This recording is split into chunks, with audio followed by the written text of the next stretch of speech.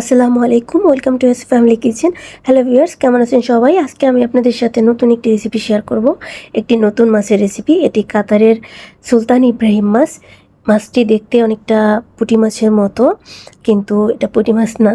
এটার গায়ের রঙটা একটু ভিন্ন, একটু লালচে আর সাদা রঙের। তো মাছটাকে আমি বাজার থেকে কেটে এনেছিলাম। এটাকে ভালো করে পরিষ্কার করে ধুয়ে হলুদ লবণ মাখিয়ে এবারে ভেজে নেব। ফ্রাই প্যানে আমি আগে থেকেই তেল গরম দিয়েছিলাম। এরপরে তেলটা গরম হয়ে এলে আমি মাছটাকে ভাজার জন্য দিয়ে দিচ্ছি।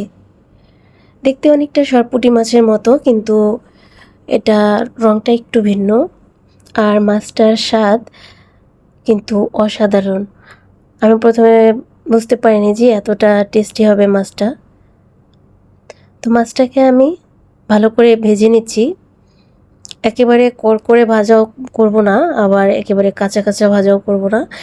মিডিয়াম টাইপে আমি মাছটাকে ভালো করে ভেজে তুলে নিচ্ছি।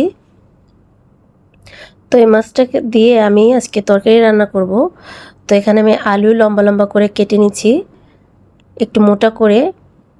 তো এরপরে একই তেলে আমি আলুটাকে দিয়ে দিচ্ছি ফ্রাই করার জন্য। হালকা করে একটু ভেজে নেব আলুটা।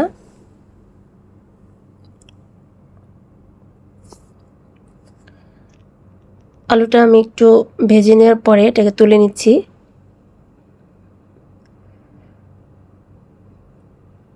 আপনারা যদি আলুটাকে ভাজতে না চান, তাহলে আলুটা না ভেজেও মাছটি রান্না করতে পারেন।